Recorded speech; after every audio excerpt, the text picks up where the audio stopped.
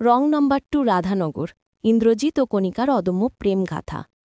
অন্ধকার পেরিয়ে আসা কিশোর। রাধানগরের 5 ভাইয়ের মধ্যে ইন্দ্রজিৎ ছিলেন কনিষ্ঠতম। তখনও ক্লাস 8-এর গণ্ডি পার হননি। যখন হাতে থাকার কথা ছিল স্কুলের বই খাতা, তখনই জীবন তাকে ঠেলে দিল কঠোর বাস্তবতার মুখে। বাবার অসুস্থতা আর সাংসারিক আর্থিক টানাপোড়েনে তার পড়াশোনা বন্ধ হয়ে গেল। বড় দাদার ভরসায় একরাশ স্বপ্ন আর ভয় নিয়ে তিনি পাড়ি দিলেন কলকাতা।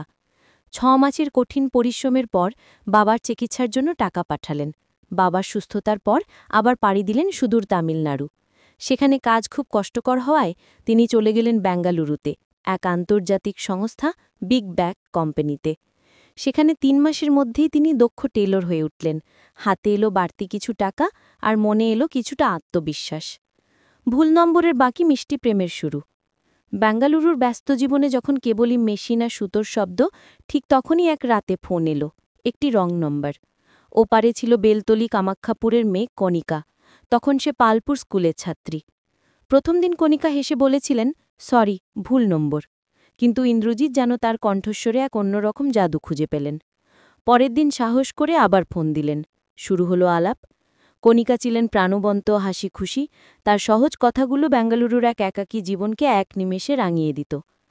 তারা একে অপরের কাছে নিজেদের স্বপ্ন, ছোট ছোট দুষ্টুমি আর ভালো লাগার কথা ভাগ করে নিতেন। ইন্দ্রজিতের কাছে মনে হতো এই ভুল নম্বরটিই তার জীবনের সবচেয়ে সঠিক সংযোগ। কণিকার কাছে তার কঠিন পরিশ্রমের গল্প শুনে কণিকা মুগ্ধ হতেন, আর ইন্দ্রজিতের মনে সেই মুগ্ধতা ভালোবাসার জন্ম দিত। মাত্র 1 সপ্তাহের মিষ্টি আলাপ, ঠিক তখনই জীবনে নেমে এলো শোক। ঠাকুমার মৃত্যু সংবাদে ইন্দ্রজিৎ ছুটে এলেন রাধানগরে। শ্রাদ্ধের কাজ চলছে, এর মাঝে কণিকা ফোন করলেন, তোমাকে দেখতে খুব ইচ্ছে করছে, তুমি আসবে? ভালোবাসার এই প্রথম আহ্বানে সাড়া না দিয়ে পারলেন না ইন্দ্রজিৎ। তিনি গেলেন পালপুর স্কুলে। টিফিনের ফাঁকে তাদের প্রথম মুখোমুখি দেখা হলো। কণিকার হাসি, যা ফোনে শুনেছেন, তা সামনে থেকে দেখে তিনি বাকরুদ্ধ হয়ে গেলেন। সেই অল্প সময়ের সাক্ষাৎ শেষে ইন্দ্রজিৎ কণিকার হাতে একটি মোবাইল ফোন তুলে দিয়ে এলেন, যেন তাদের প্রেমের গল্পে কোনো ছেদ না পড়ে। সেই ফোনই হলো তাদের গোপন ভালোবাসার সেতু। পরিবারের বিরুদ্ধে কণিকার লড়াই। লুকিয়ে রাখা প্রেম বেশি দিন চলল না। একদিন কণিকার বাবা সেই মোবাইলের কথা জানতে পারলেন। পরিণতি হল নির্মম। রাত তখন প্রায় 12টা। মার খেয়ে কাঁদতে কাঁদতে কণিকা ফোন করলেন ইন্দ্রজিতের কাছে।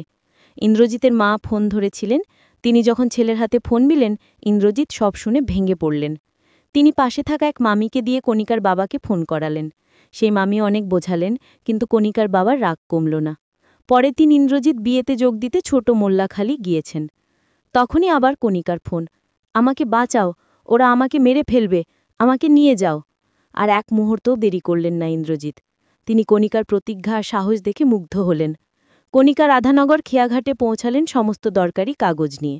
ইন্দ্রজিৎ তাকে নিয়ে সোজা নিজের বাড়িতে এলেন। কণিকার বাবাকে ফোন করে সব জানানো হলো, কিন্তু তিনি চরম আপত্তি জানালেন।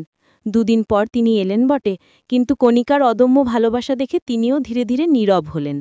ভালোবাসার সাহসের জোরে 4/9/2018 তারিখে কণিকা আর ইন্দ্রজিতের বিয়ে হল। জীবনের পথে সহযাত্রী। বিয়ের পর কণিকার বয়স অল্প ছিল, তাই দ্রুত তারা ফিরে গেলেন বেঙ্গালুরুতে।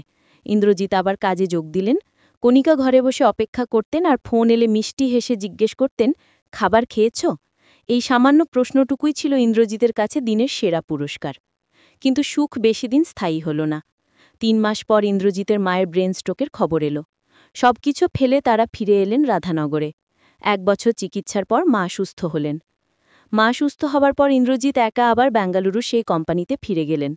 সেখানে 2-3 বছর কাটানোর পর আবার এলো দুর্ভাগ্য।